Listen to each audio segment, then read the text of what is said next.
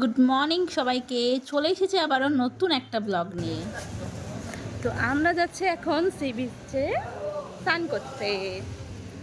এই হচ্ছে আমাদের হোটেল। ওমা,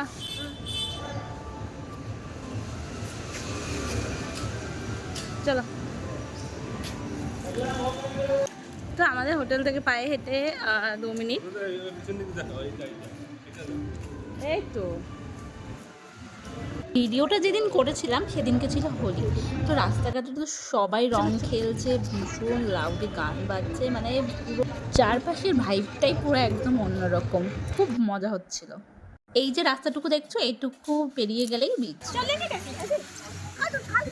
চলে এসেছি আমরা বিচে। বাবা, এবার দিয়ে এবার পরে পরে নাও, বিশাল রোদ। পড়ো পড়ো। হিরো, চলো একটু একটু হাঁটো, হাঁটো হয়ে যাও।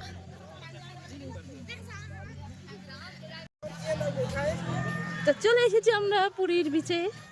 আর একটুখানি এইটাই ঘাট না আরো আছে? তুমি চলো না, দেখবা প্রচুর ঘাট। সমুদ্রের ধারেই আছে আমরা। হ্যাঁ, একদম কাছে। এইটুকু তো হাঁটতে হবে, এইখানে তো আর কারোর হোটেল হয় না। আর দীঘার মধ্যে সত্যি অনেক পার্থক্য। বালির উপর থেকে হাঁটতে হাঁটতে পায়ের অবস্থা একদম খারাপ হয়ে গেছে। আজ আমার ছেলেকে তো ওর বাবাই সামলাচ্ছে, কারণ এর মধ্যে ছেলে নিয়ে আমি হাঁটতে পারবো না। এই বাড়িতে ছেলে নিয়ে আমি হাঁটতে পারবো না। আমার মা ফার্স্ট টাইম যাচ্ছে। মা কিছু বলো, কেমন লাগছে? খুব খুব ভালো লাগছে। মার ফার্স্ট টাইম কোথাও ঘুরতে এসেছে, তাও পুরী। ফার্স্ট টাইমে পুরী। পুরীর লোক উঠ আছে, উঠ। তো চলো সামনে গিয়ে দেখি।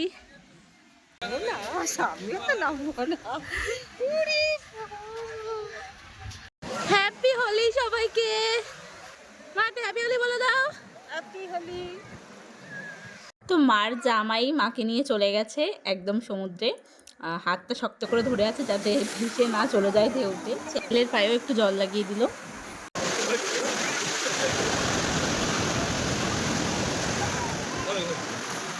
আমার ছেলেও দেখো জলে নামার জন্য কান্না করছে। আমি একটু সমুদ্রে নেমে পড়েছিলাম আর আমার হাজব্যান্ড ভিডিও করে দিচ্ছিল। সত্যি এই অনুভূতি বলে বোঝানো যাবে না, এত ভালো লাগছিল। আর একজন বলেছিল নামবে না, তো তাকে তার জামাই নিয়ে ভিতরে চলে গেছে, একদম পুরো স্নান করিয়ে নিয়ে এসেছে। আর আমি বসে বসে একটু বালি নিয়ে মজা করছিলাম, একটু রিলস করে নিচ্ছিলাম তোমাদের জন্যই। ভিডিওটি ভালো লাগলে কিন্তু অবশ্যই একটা লাইক কমেন্ট করে জানিও। থ্যাংক ইউ সবাইকে।